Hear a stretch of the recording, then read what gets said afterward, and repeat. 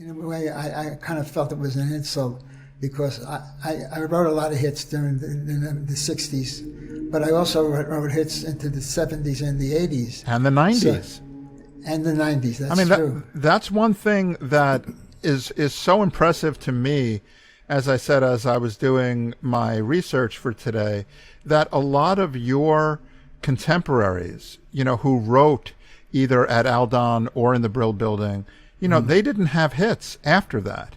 You and Cynthia had hits, the 50s, the 60s, the 70s, the 80s, the 90s. You won the Grammy Award for Song of the Year in the late 1980s. So your career, has surpassed the timing of the success of a lot of your contemporaries, and that's a testament to your and Cynthia's talent.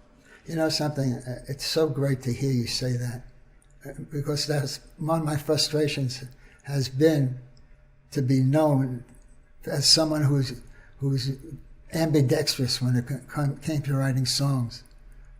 And, and you had the ability, your songwriting had the ability to transcend any specific time or place.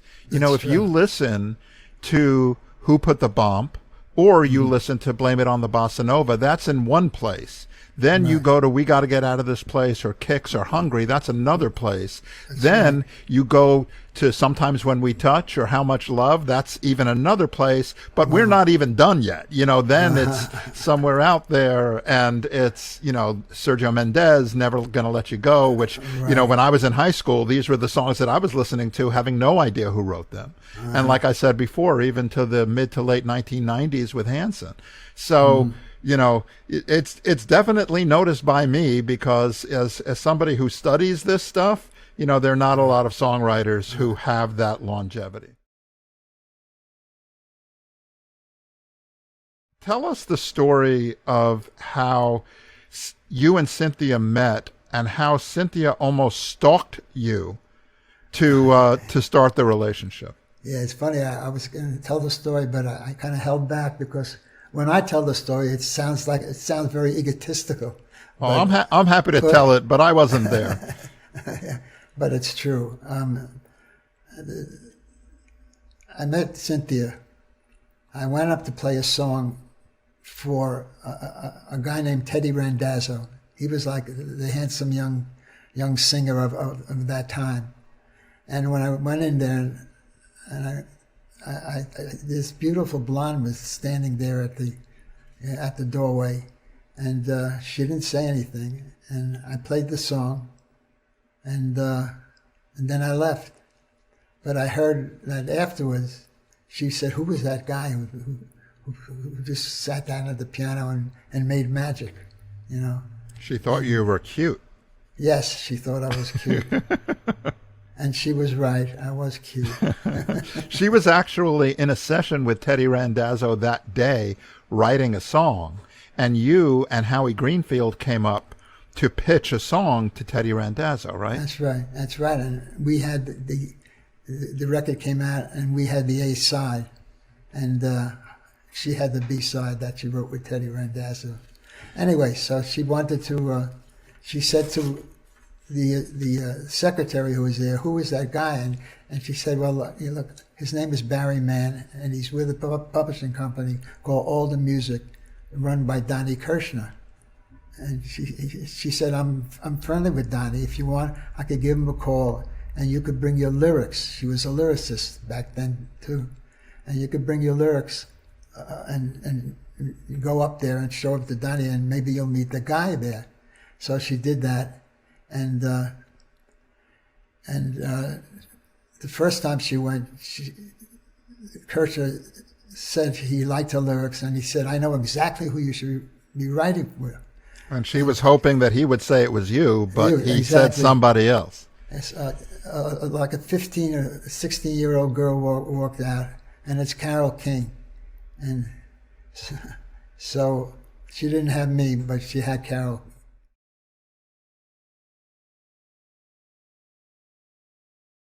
So we'd be remiss if we didn't spend some time talking about You've Lost That Love and Feeling. Oh, yeah. Because, for a song that has been, BMI has said that this song is ranked as the most played song on American radio and television in the entire 20th century. That's right. That let me read some stats just on "You've Lost That Lovin' Feeling." You know, by the year 2000, it had accumulated more than 8 million airplay in America, nearly 15 million by 2011, and it's also the most performed song in the entire catalog of BMI. Which, when you think of how many hundreds of thousands of songs are in that catalog, "You've Lost That Lovin' Feeling" is the most performed song in the entire BMI catalog. Right. I think that I think another song just took its place, but Well, that's not important. yeah. But I realize, but it'll come up again. Absolutely. Talk about the origin of the song. Phil had asked you and Cynthia to write a song for the Righteous Brothers. Well, it wasn't quite as quick as that. We were living in New York, and he was in L.A., and he wanted to write with us. So we ended up flying out to California to write with him, and we got together with him. And he first thing he did, he played us a record. It was by this group, and it was a very R&B. It was like talking about my baby, you baby, down, down, and she's so fine. And he said, look, the name of these are the Righteous Brothers. And he said, I want to write for them. And I said, well, that's great.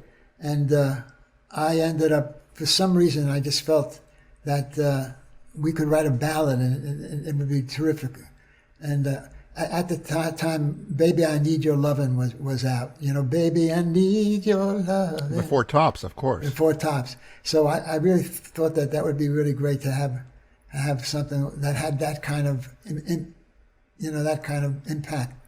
So we went back to the hotel, and we wrote a verse and a chorus. We wrote two verses, and we didn't know how to end the chorus, so we called up Phil. And but that's unimportant. What's important, we wrote a great song, and now we had to play it for the Righteous Brothers. So the next day, the Righteous Brothers came in, and Phil and I and Cynthia played the song, and we looked at Bill and Bobby, and they were just quiet, And then I heard him say, it would be great for the Everly Brothers. But the reason that he said that is because I really, really love the Everly Brothers. So I sang like the Everly Brothers. So it was, your voice was a lot higher register than Yes. Bill Medley's voice, which was That's very, right. very deep. Exactly. And, when the Righteous Brothers, before Lovin' Feelin', both Bobby and Bill would sing the song together throughout the whole song. Right, dual lead vocals. Exactly. And so when we were done, when we finished singing the song for him, Bobby said, well, what am I supposed to do, while the big guy is singing? And Phil didn't miss a beat. He said, you go straight to the bank.